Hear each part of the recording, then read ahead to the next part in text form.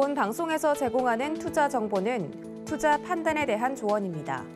방송에서 제공하는 주식의 가치, 가격 상승 및 가격 하락에 대해서는 방송사에서 보장하지 않습니다.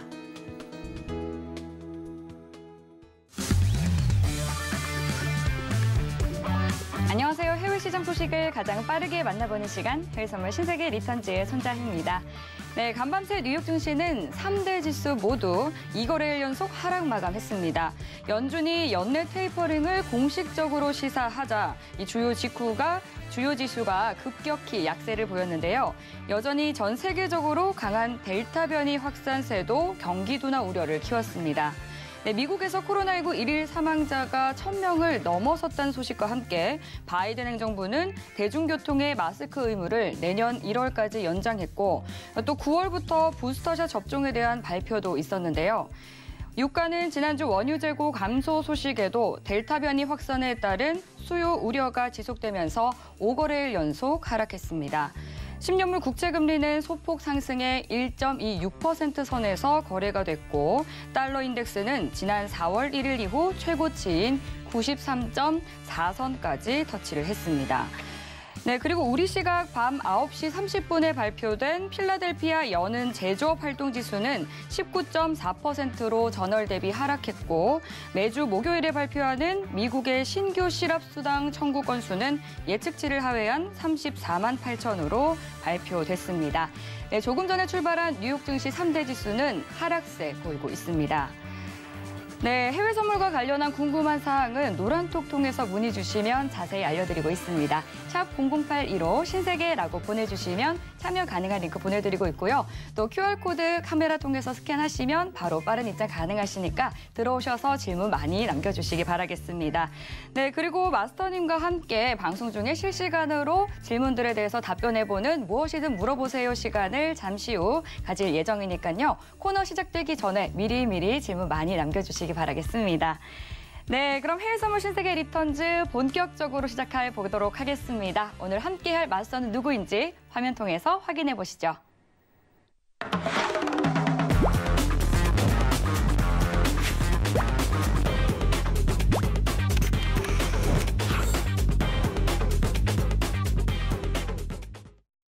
네, 오늘도 해영 마스터님과 함께합니다. 반갑습니다. 네, 반갑습니다. 인사 한 말씀 해주시죠. 네, 안녕하세요. 오늘도 함께할 마스터 해왕입니다. 네, 어제 이어서 또 뵙게 됐는데 네. 이제 좀 자주 뵙죠, 여러분들. 근데 자주 뵌 만큼 사실 이제 조금 이해도 높은 여러분들에 대한 어떤 전달을 하려고 시도를 많이 하고 있어요. 어떻게 보면 짧은 1시간 내에 설명할 수 있는 내용이 아니다 보니까 계속 연계해서 설명하는데 제가 오늘 노란톡에 조금 설명을 덧붙여서 얘기를 드렸을 거예요. 같은 내용을 사실 또 방송에서 반복할 수는 없어요, 제가. 왜냐면은 새로운 내용은 이슈는 계속 생기는 거고 그리고 시장에 대한 상황 전달을 정확하게 한번 드렸기 때문에 다시 보기를 한번 하시는 것도 굉장히 권유드리는 편이고 그리고 더 추가적으로 이해가 안 되실 때 노란톡을 남겨주시면 제가 자세하게 설명을 드립니다. 그 실질금리 관련해서 지금 환율엔 증시에 대한 영향력이 굉장히 낮다고 평가를 드렸었는데 그거에 대한 부분은 더 이상 추가적으로 얘기를 안 하도록 하겠습니다. 같은 내용 반복할 필요는 없거든요. 자, 오늘은 제가 사실 전일 FOMC 회의록에 공개가 있었습니다. 회의록 공개 이후 달러에 대한 강세장이 더 두드러지게 나왔는데 오늘 제가 말하는 달러는 유로화 대비 달러입니다. 네, 원화 대비가 아니라 유로화 대비 달러가 굉장히 강세가 나왔는데 왜 이러한 상황이 벌어졌고 앞으로 어떤 과정이 있는지 그럼 테이퍼링에 대한 효과는 증시에 어떤 영향을 끼칠까요? 이 부분까지 해석을 같이 한번 해보도록 할게요. 자, 오늘 1시간 의사록 FOMC 전일 7월에 있었던 회의의 내용은 어떤 얘기를 나눴을까? 그리고 이 내용이 어떠한 시장의 반영을 일으키고 있을까? 이 부분에 대해서 자세하게 설명드리도록 하겠습니다. 1시간 동안 잘 부탁드립니다. 네, 전일에 있었던 이 미 연준의 FOMC 의사록 발표로 또 미 증시뿐만 아니라 우리 국내 증시도 영향을 다소 받은 모양새였습니다. 그렇지만 말씀하신 것처럼 증시의 영향은 굉장히 다소 적을 것이고 달러에 영향이 있을 것이다 이렇게 봐주셨는데 차근차근 자세하게 알아보도록 하고요.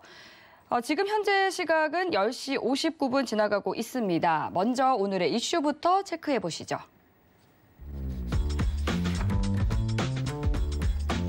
나스닥은 FOMC 의사록이 공개되며 가까워지는 테이퍼링에 시장이 위축되고 있습니다.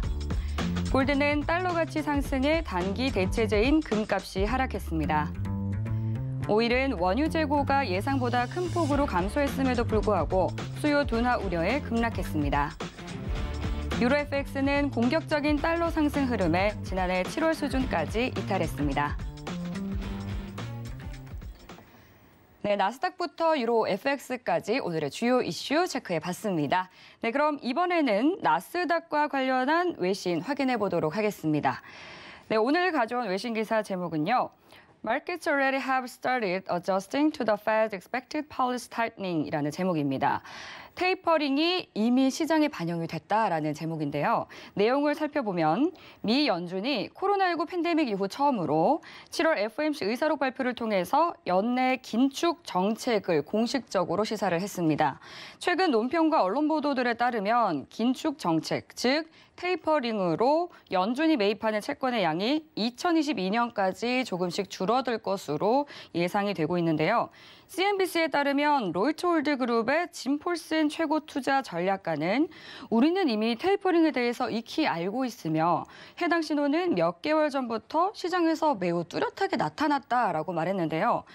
그는 모두가 생각하는 테이퍼링의 영향은 이미 미칠 수 있는 모든 것들에 영향을 미치고 있으며 나에게는 테이퍼링이 지난 3월부터 시작됐다라고 밝혔습니다.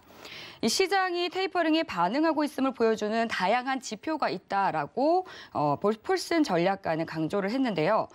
우선 시장 기반의 인플레이션 지표가 조정이 됐고 또 원자재 가격은 횡보하고 있으며 이 채권 수익률 곡선이 평탄화됐다고 말했습니다.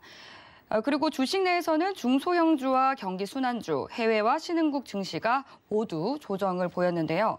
폴슨 전략가는 통화량을 나타내는 M2의 증가세가 사라진 것도 연준의 채권 매입 영향이 줄어든다는 것을 보여준다면서 시장은 이런 움직임을 굉장히 잘 소화하고 있으며 이 공식적인 테이퍼링 시장이 된다면 반응조차 하지 않을 수도 있다 이렇게 말하기도 했습니다. 동시에 지금은 마치 소문에 팔고 뉴스에 사는 것 같다면서 공식적인 테이퍼링으로 그런 일이 일어날지 궁금하다라고 언급했는데요.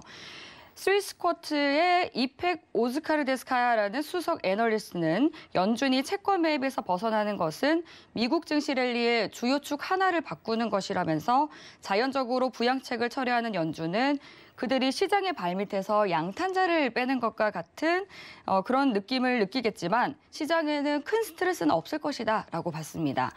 또 이 연준의 움직임은 잘 전달될 것이고 기준금리는 오는 2023년까지 제로 수준을 유지할 것이라면서 그렇기 때문에 연준 긴축이 이번에는 과거와는 확실히 달라질 것이다 라고 기대했는데요. 이어서 또 다른 이 웰스 매니지먼트의 영유마라는 최고 수석 전략가도 대규모로 무언가를 변화할 때는 약간의 불확실성이 있기 때문에 시장이 잠시 멈춰설 수도 있지만 이 정책 당국이 데이터를 계속 주시하고 있고 또 시장을 설득하는 게 핵심이 될 것이라면서 연준은 유연성을 유지하는 것이 가장 중요한데 지금 연준은 보수적인 노선을 택하고 유연할 것으로 내다봤습니다. 네, 이런 내용의 기사였습니다. 사실 마스터님께서도 계속 강조를 해주셨습니다만 테이퍼링은 갑작스러운 이슈가 아니고 오래전부터 모든 투자자들이 알아왔던 부분이었기 때문에 이 달러 등에는 영향이 있겠지만 증시에는 크게 영향이 없을 것으로 이런 월가의 전문가들도 함께 같은 시각을 보고 있는 것 같습니다. 그럼 잠시 후 시황과 관련해서 마스터님과 함께 보다 자세한 이야기 나눠보도록 하고요. 현재 나스닥 시세 살펴보도록 하겠습니다. 현재 나스닥은 0.09% 내린 14,836포인트 지나고 있습니다. 네, 그럼 지금 현재 나스닥 구간에서는 어떤 대응 전략 가져가야 할지 팻말 통해서 확인해 보도록 하겠습니다. 준비해 주시고요. 들어보겠습니다. 하나, 둘, 셋. 매수 들어주셨습니다. 네, 전이 떨어졌으면 다시 올라가는 거죠. 뭐 굉장히 간단하게 얘기할게요. 증시가 지금 어떻게 보면 하나에 대한 방향성을 잡고 있다 이렇게 판단은 안 들어요. 네.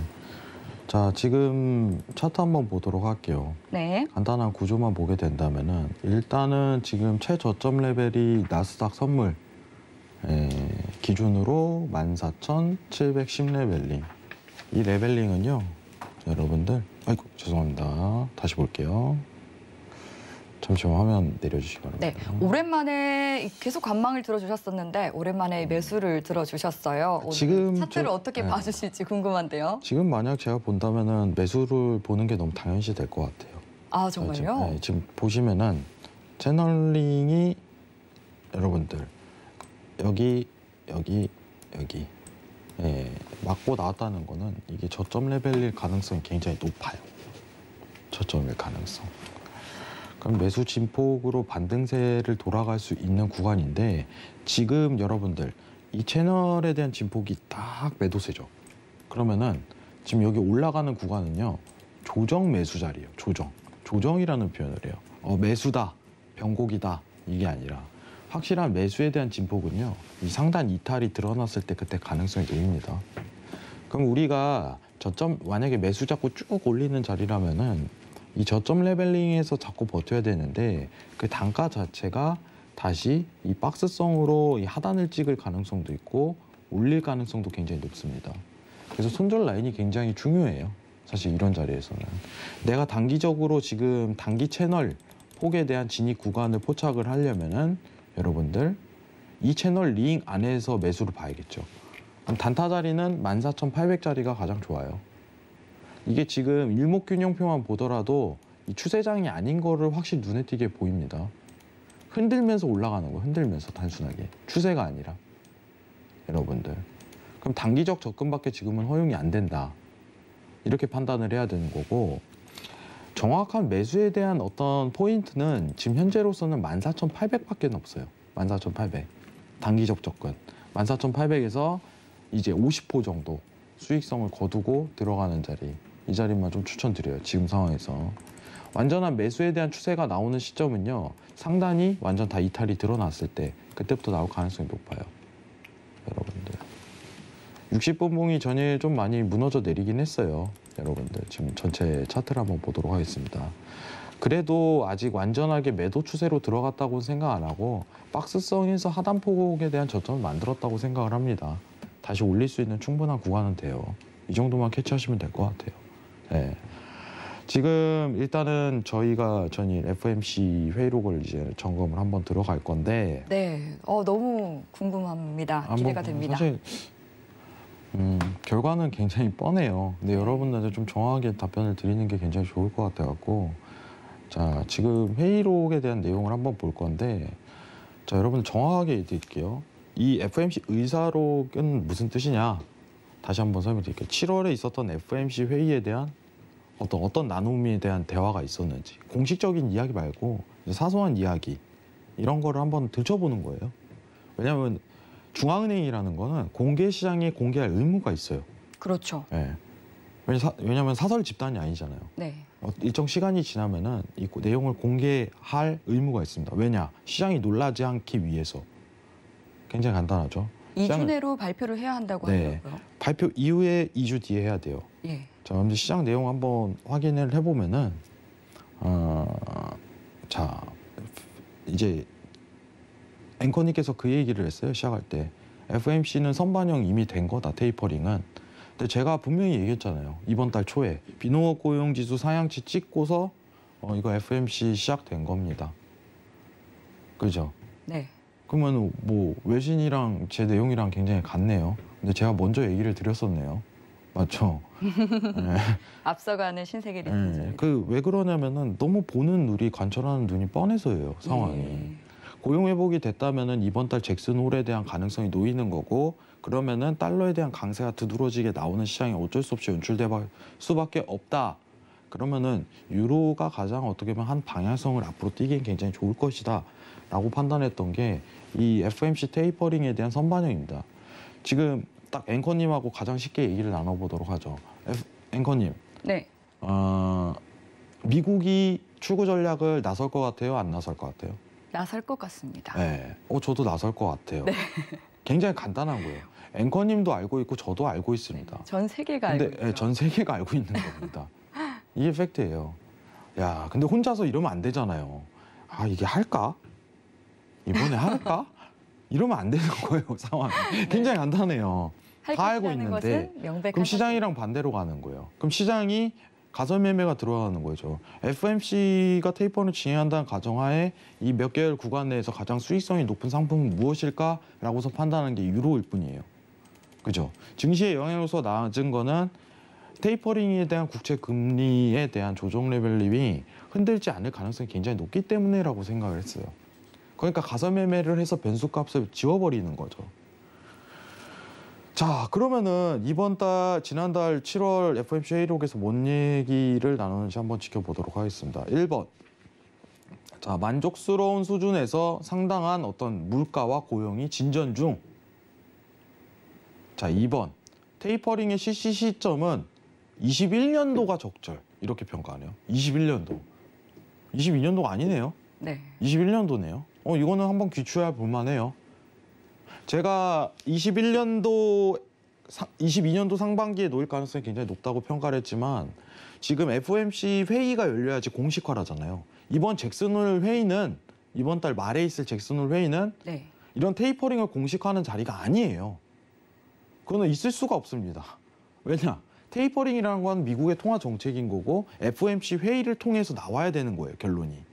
안 그래도 그 부분 전 여쭤보려고 했었는데 그래요? 역시 답변을 해주시네요. 잭슨홀 회의에서는 어떤 결론이 나오는 게 아니라 어떤 가능성에 대한 더 추가적인 언급일 뿐이에요, 여러분들. 그렇군요. 그러면은 지금 시장이 오히려 더 가까워지는 시점에서 9월에 공식화하냐 11월에 공식화하냐 이게 포커스였어요.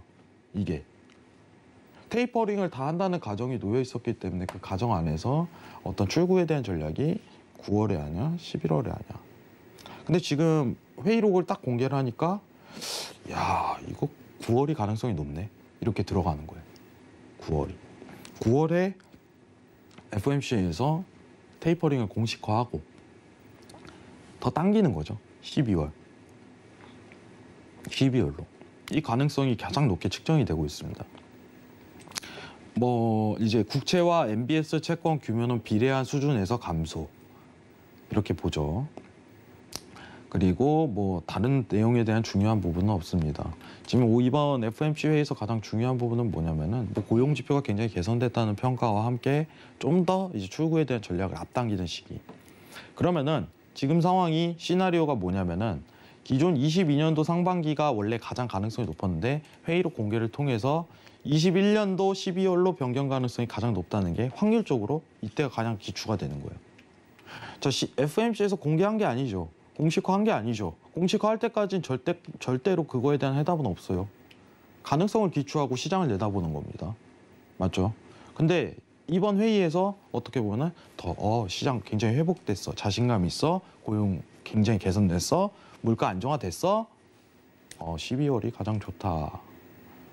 자, 그러면 잭슨홀 회의에 나올 내용은 뻔하죠. 그냥 단순 추가 시그널. 맞죠? 추가 시그널입니다. 우리 이러겠죠, 파월이. 할만한데? 이 정도. 테이퍼링 할만한데? 할만한 환경이라고 생각해, 나도. 이게 다 시그널 줘버리는 거예요. 간접적인 표현으로. 그 정도 선에서 나올 거예요. 그 정도 선에서. 자, 그러면은 이번 회의를 통해서 좀 결정이 된 거는 뭐냐면은 자, 지금 12월까지 몇 달 남았죠? 8, 이제 9월이라고 치겠습니다. 9, 10, 11, 12. 야, 이거 큰일 났구만. 4개월밖에 안 남았네. 그죠? 네. 작년에 어떻게 했어요? 옛날에? 여러분, 이전에 어떻게 했는지 아세요? 이전에. 공식화하고 1년 뒤에 시작했어요. 굉장히 빠르게 하는 거죠, 이번에. 돈을 빨리 푼 만큼 테이퍼링도 빨리 끝내겠다 이거예요. 완전히. 일전에는 어떻게 보면 1년, 이제 5, 6년 동안 풀어댔던 금액을 진행하고 1년 동안 이거를 감촉을 해버렸죠. 1년 동안 테이퍼링을 진행하는데 발표로 공식화하고 1년 뒤에 시작해요. 유로존이 그랬어요. 18년도에 18년도 1월에 테이퍼링 공식화를 하고 우리 언제부터 시작하게? 19년도 1월 이래요. 내년에 시작할게. 근데 지금 뭡니까? 만약 9월에 공식화 발언을 했을 때 12월에 시작하겠다. 이 가능성이 기출돼 버리면은 9, 10, 11, 12 4개월이네요. 그죠? 와, 여기서 힌트가 하나 생깁니다. 힌트가 하나 생겨요. 집중하세요. 여러분들. 4개월 뒤에 시작할 가능성이 기출된다. 달러 강세는 4개월밖에 안 나옵니다. 맞죠? 네. 힌트를 하나 드리겠습니다. 차트 보면서 힌트 한번 볼게요. 자, 화면 변경하겠습니다. 달러 강세는 4개월간 지속이 될 것이다. 4개월만 나올 가능성이 굉장히 높아요. 12월까지. 가장 가능성이 있는 건 11월까지 높일 가능성이 굉장히 높죠. 자, 달러 인덱스 차트 한번 보겠습니다. 네. 자, 달러 차트 보면은 유로존에 대한 통화 정책을 보면서 얘기하는 게 가장 빠를 것 같아요. 자, 여기가 유로존입니다. 잠시만요. 18년도 주봉으로 볼게요.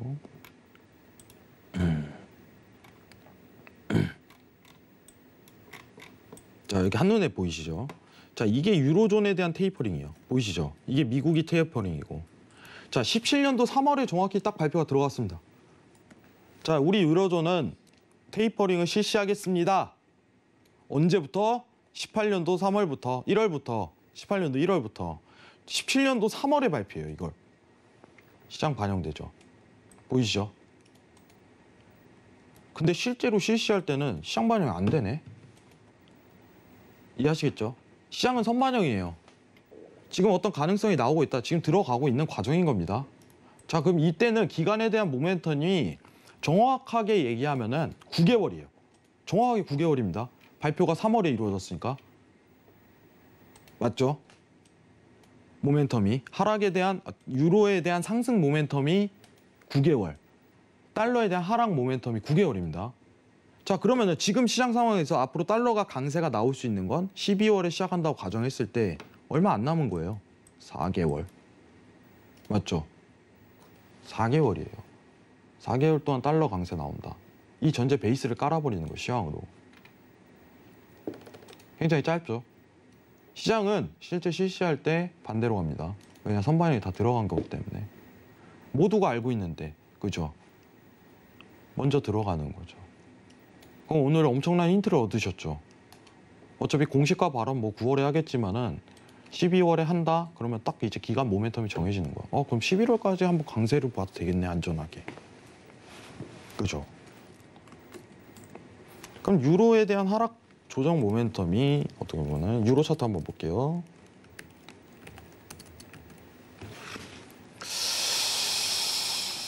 자, 유로가 최근 1시간 봉으로 보겠습니다. 유로가 계속 떨어지네요. 8월 초부터 비농업 고용지수 발표 떨어지자마자 바로 하락 모멘텀으로 가고 있습니다.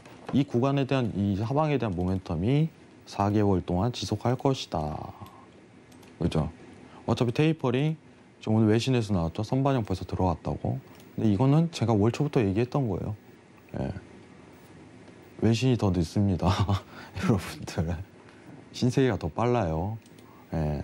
자, 선반영 비농업 고용지수 발표 들어간 다음에 잭슨 홀리에서 테이퍼링에 대한 언급이 있는데 지금 시그널이 벌써 왔네요. 이 얘기를 했어요. 그죠?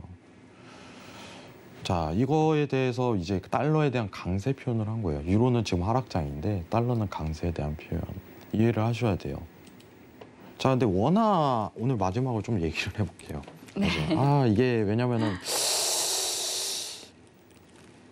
제가 그 원화에 대해서 좀 얘기를 마지막으로 좀 드리려고 그러는데, 자, 유로 차트는 매도로 가는데 원화 차트는 올라가네요. 그죠? 예. 왜 그럴까요?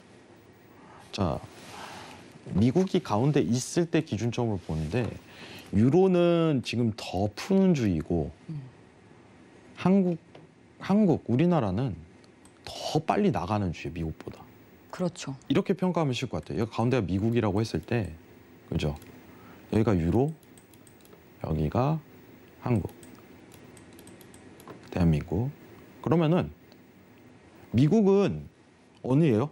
양적 완화에서 이 문이 하나 있어요. 문이 딱 이렇게 있는데 양적 완화에서 문을 열라고 딱 시도를 하는 상황이야.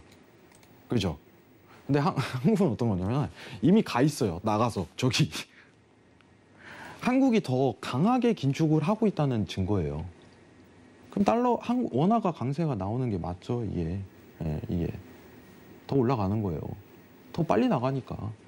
미국보다 더 박차고 나오고 있잖아요. 근데 유로는 어떻게 해요? 유로는 꽁꽁 싸매고 있잖아. 아직까지. 나갈 생각도 안 해요, 얘네는. 출구는 뭐예요? 밖에 나가야 되는데 얘는 나갈 수가 없어. 너무 힘들어서 나가기 힘든 상황이에요. 출구 전략을. 그렇기 때문에 유로화 대비 달러, 달러는 달러 대비 유로는 약세를 나오지만 원하는 상황이 다르다. 이런 평가를 하는 겁니다.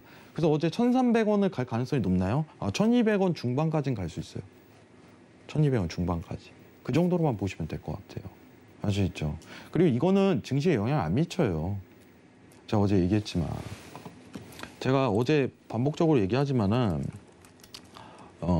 러셀 지수를 보라고 했죠. 지금 차트 한번 보세요. 러셀 지수가 있는데, 자, 보시면은, 일봉으로 볼게요. 이게 러셀 지수예요. 이게 미국 중소기업 관련해갖고 얘기인데, 여기에 이 비교 차트 보이시죠? 비교. 여기다 비교에다가 코스피 한번 쳐볼게요.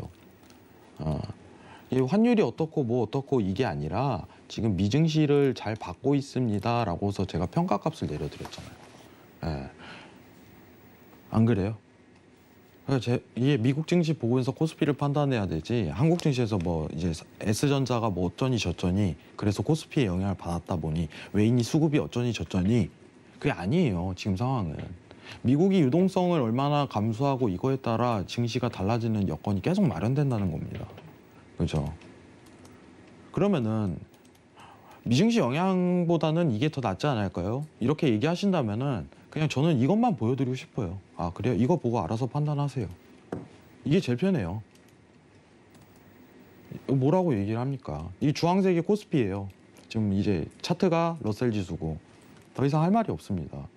제가 미증시에 대해서 방향성을 보고 앞으로 증시 얘기를 하는 게 이 이유에서 있는 거죠. 증시는 당분간 이 러셀 지수는 이 구간을 맴돌 거예요. 구간을. 지금 매도가 아니에요. 아직은 이 얘기는 하고 싶어요.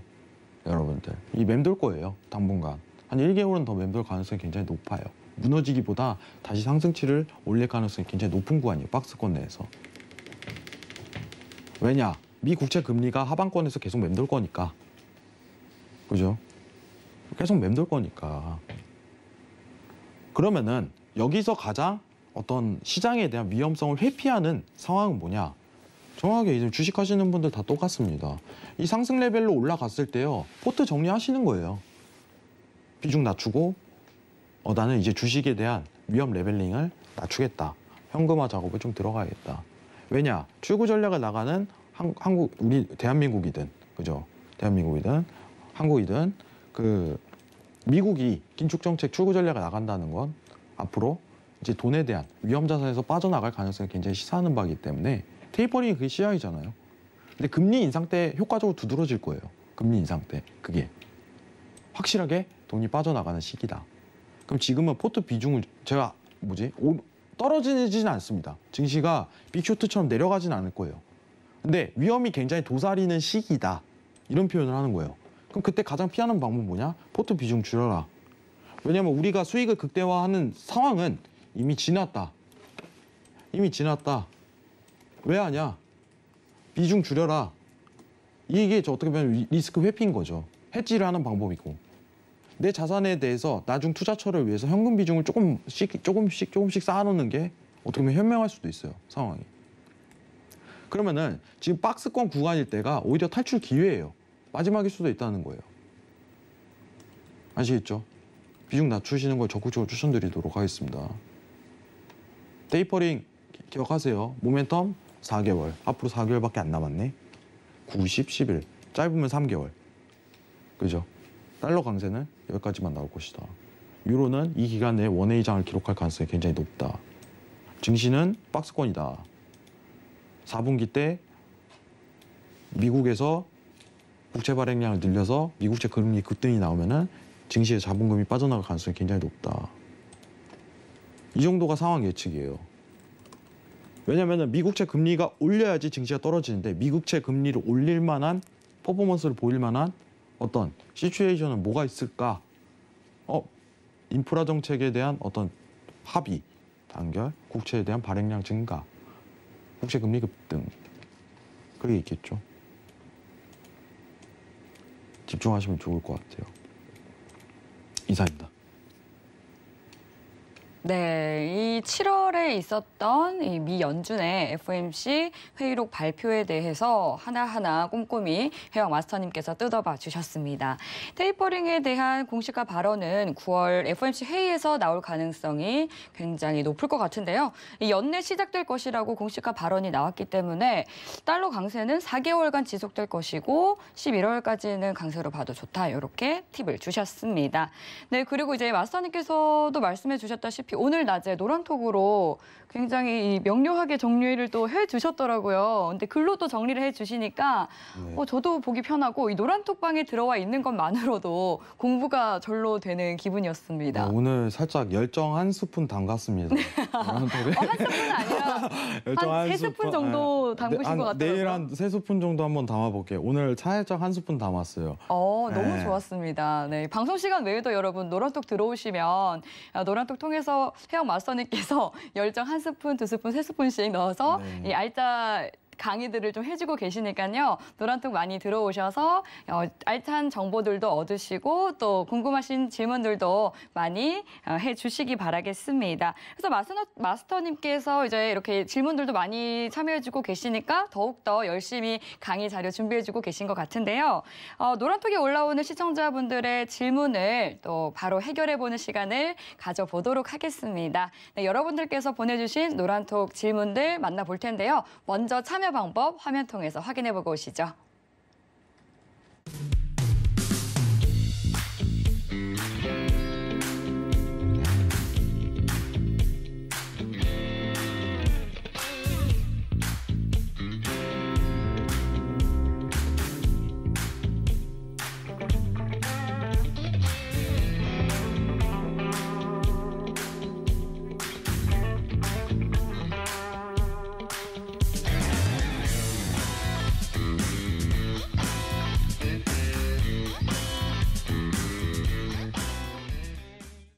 네, 그럼 바로 들어온 질문들 만나보도록 하겠습니다.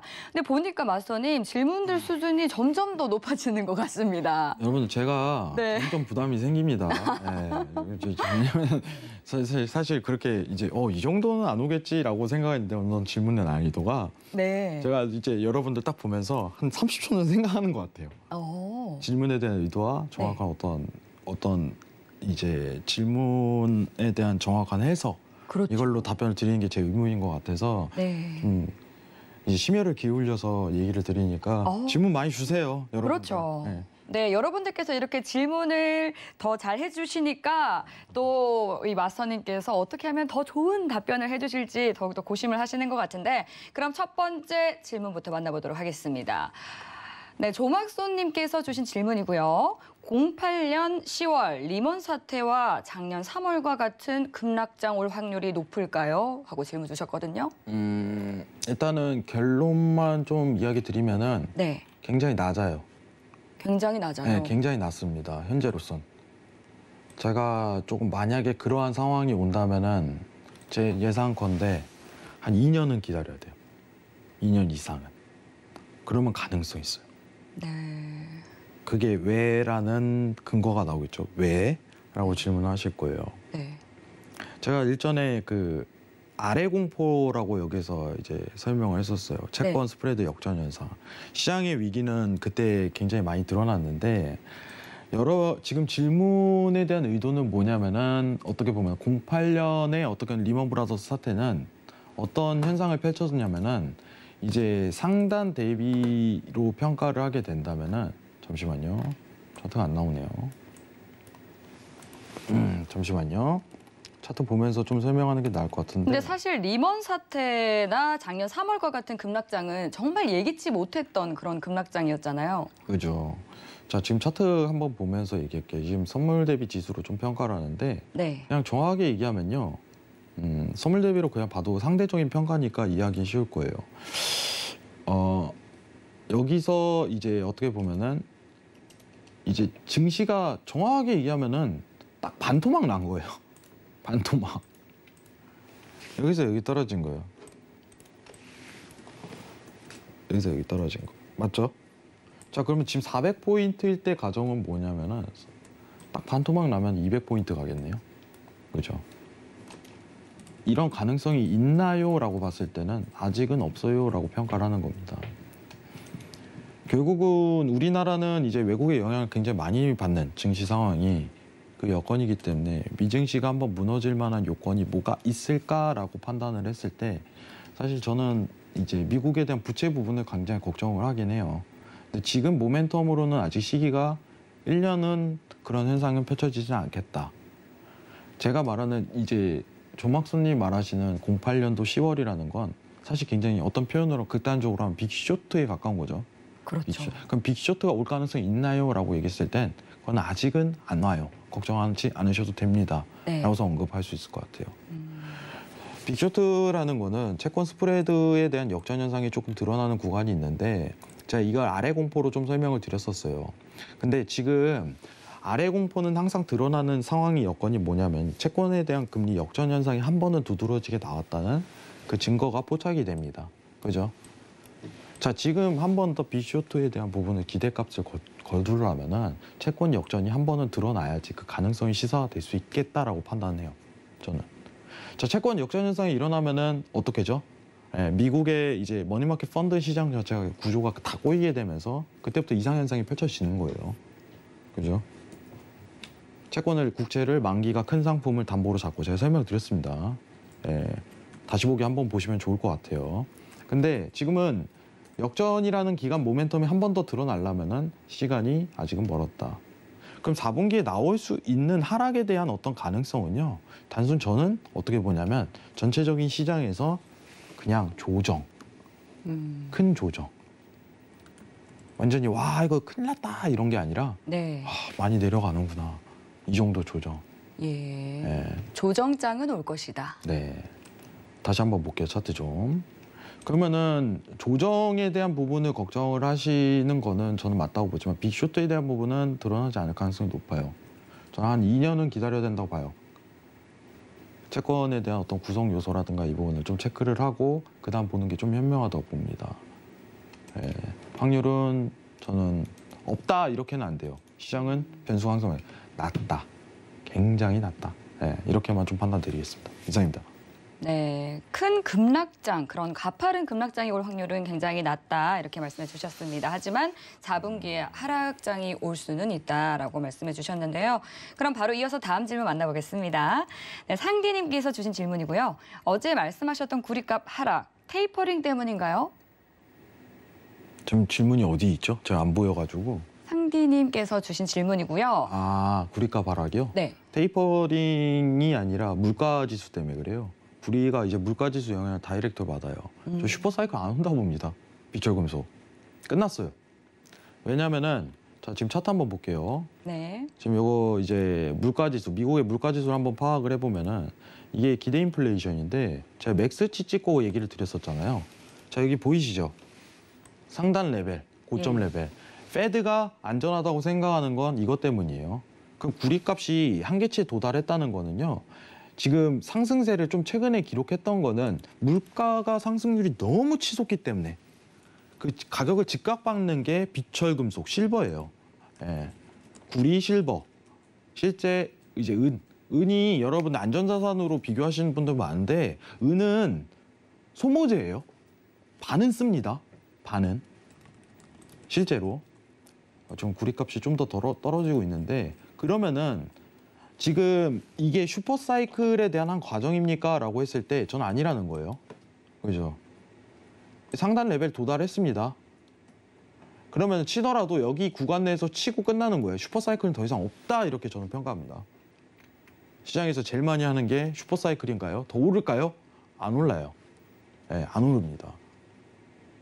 오르기 힘들어요. 왜냐? 물가가 상단 레벨링에 도달했고 미국이 그거 하나 컨트롤 못할 나라는 아니기 때문에 페드에서 강조하는 게 그게 이유가 있는 거죠.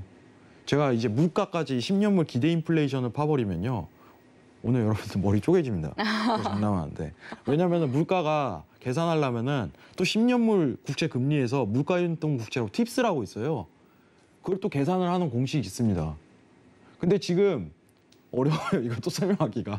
지금 연준에서 채권 매입은 아직은 하고 있잖아요. 테이퍼링 하기 전이니까. 근데 이 비중을 바꿔버렸어요. 그래서 물가 조절을 하고 있는 과정이에요.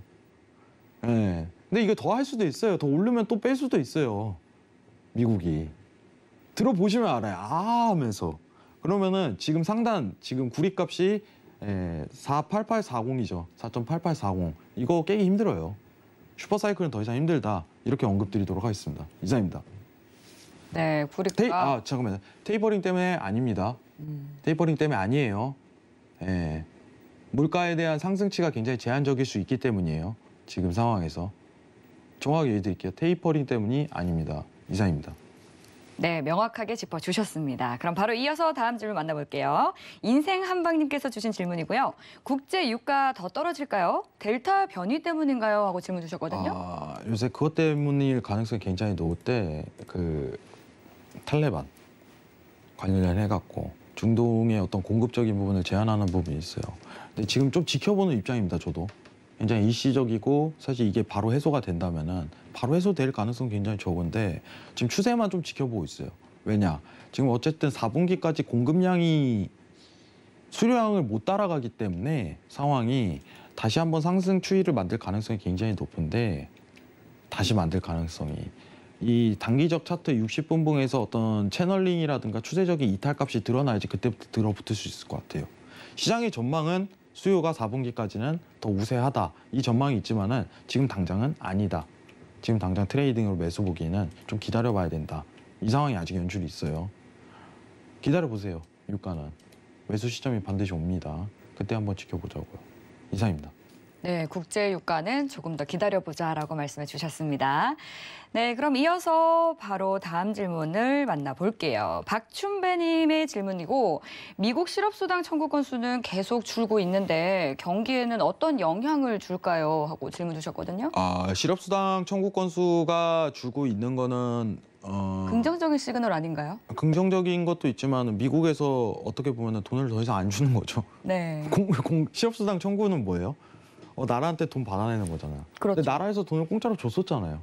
안 주는데 누가 신청을 해요? 당연히 줄어드는 거죠. 끊어버리면. 그게 7월까지 어떻게 보면은 7월까지 계속적으로 좋았는데 더 이상 이제 신청을 못하는 것뿐인 거예요. 근데 이게 뭐냐?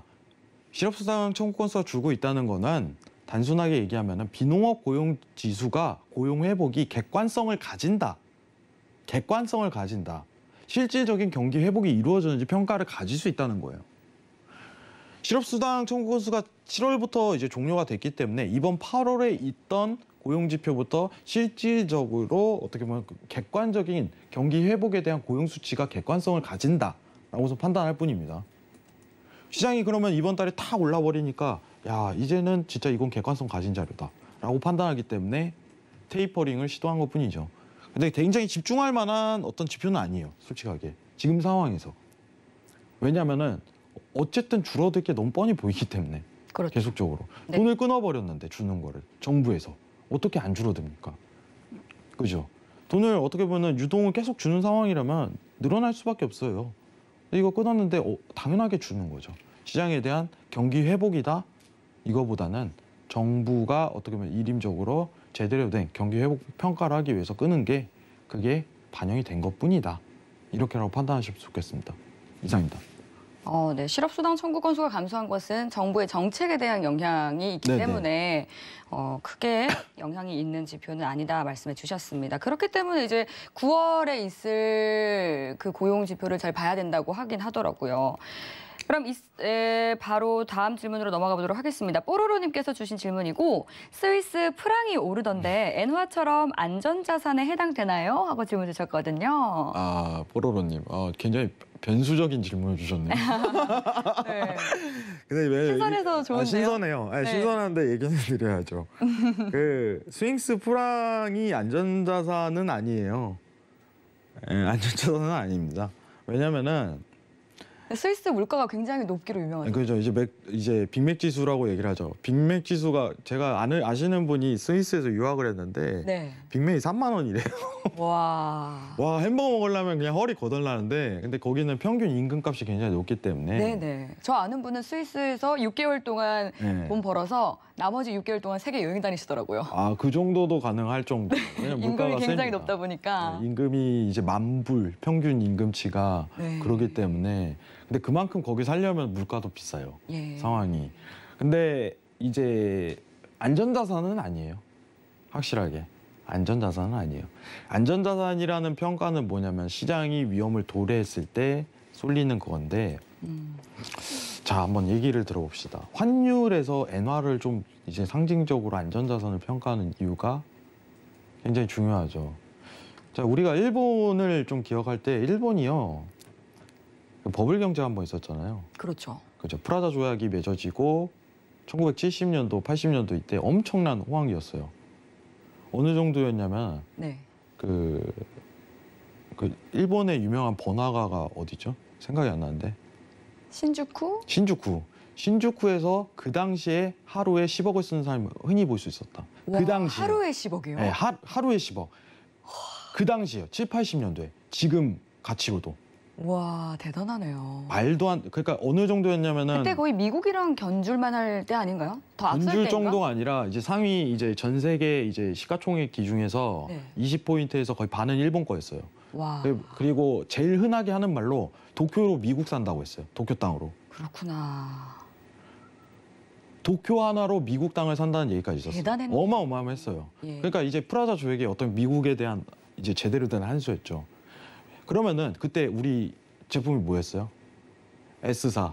예. 예, 핫했잖아. 우리 어릴 때 있잖아요. 그때. 그러니까 그만큼 미국이 일본이요. 수출을 잘하려면 어떻게 보면은 엔화가 굉장히 약세여야지 유리한 상황이었어요. 프라자 조약으로 근데 엔화에 대한 반등이 일어나고 완전 수출이 막혀버리면서 기업이 망하기 시작한 거예요. 그러면서 자금의 유동이 끊기고 그동안 쌓았던 부동산에 대한 버블이 꺼지기 시작합니다. 일본은요. 그때부터 딱 반성이 들어갔어요.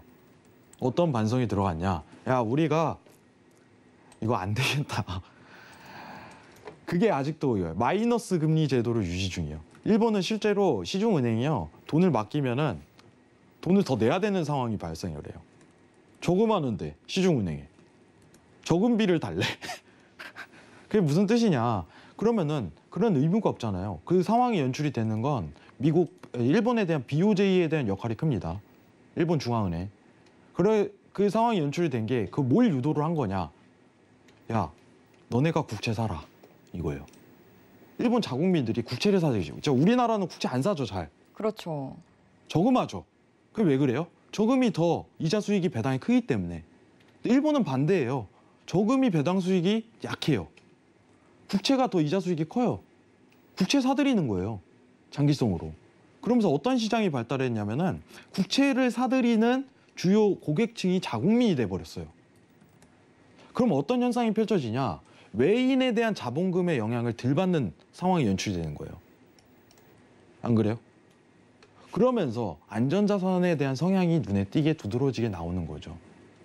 외부 경제에 대한 환율, 이거 영향을 안 받기 때문에.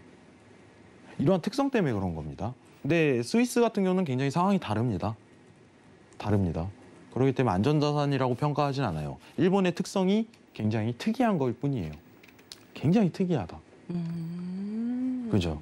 네. 이해가 쉽죠? 네, 너무 재밌네요. 또 이렇게 히스토리를 들으면서 같이 이해를 하니까 너무 재밌는데. 프라자 조약 관련해 갖고 내용이 네. 많이 영상이 있으니까 한번 보시는 것도 재밌어요. 그 일본이 그 당시 어땠나? 와, 그죠? 어마무시했네요. 어마어마했죠, 상황이. 어느 정도였냐면은 흔히 하는 얘기로 면접 한 달 동안 보러 다녀서 차 산다는 소리까지 있었어요. 면접비를 주니까 그 당시에. 근데 그 금액이 너무 크니까 인력이 어떻게 보면 부족인 거죠. 네. 시장은 엄청 거대화지고. 그러니까 면접 한 달 보고 이제 중고차 뽑으러 가는 거예요. 대학생들 그런 활동을 많이 했다는 얘기도 많아요. 예. 이제 재밌는 시절이었습니다. 그러네요. 그만큼 한 번에 갔죠. 네. 네, 잃어버린 30년이라는 말이 그래서 지금 나오는 이제 원래 20년이었는데 이제 30년이 됐죠. 그렇죠. 또. 계속 잃어버리고 있네요. 지금까지 이제 마이너스 금리 복구 안 되니까. 네, 그럼 네. 그럼 이어서 바로 다음 질문. 아, 네, 아쉽게도 오늘 끝났네요. 여기까지 네, 질문 만나보도록 하겠습니다. 정말 시간이 이렇게 빠르게 흘러가네요. 질문 노란톡으로 들어온 질문은 여기까지 만나보도록 하고요.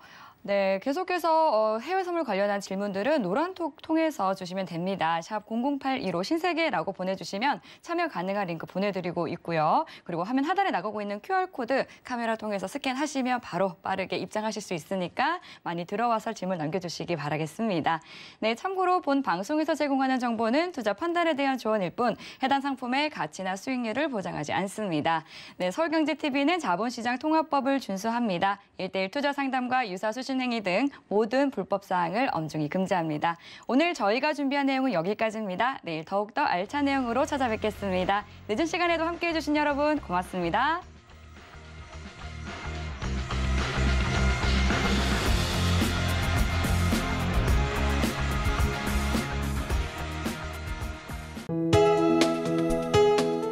본 방송에서 제공하는 투자 정보는 투자 판단에 대한 조언입니다.